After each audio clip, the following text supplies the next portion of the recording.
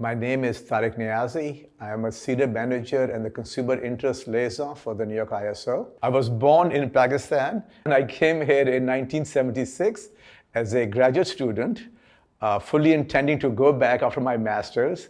And then I enrolled in the PhD program and I met somebody, got married, and stayed here then. In college, I did economics. So I was enrolled in the master's program and then in the PhD program in economics. So after I graduated, I actually went down to New York City, moved down to New York City thinking that's where most of the jobs are. But before I had gone, there was an opportunity with the state. So I applied for that and I left. And several months later, they actually sent me a letter which had been redirected a few times. And they asked me, hey, if you're still interested, we have a job for you.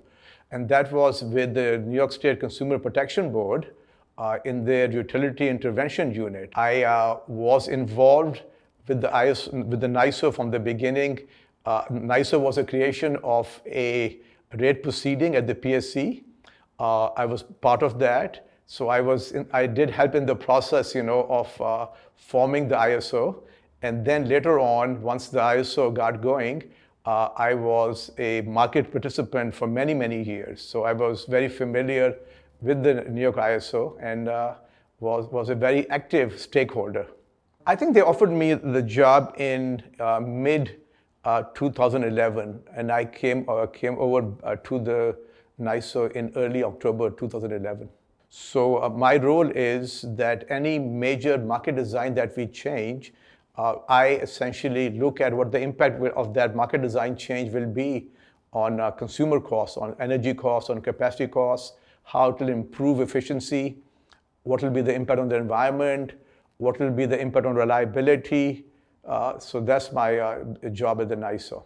The entire organization, the entire idea of having the NYISO was, to serve the public interest. And that's enshrined in our mission statement, that we are serving the public interest.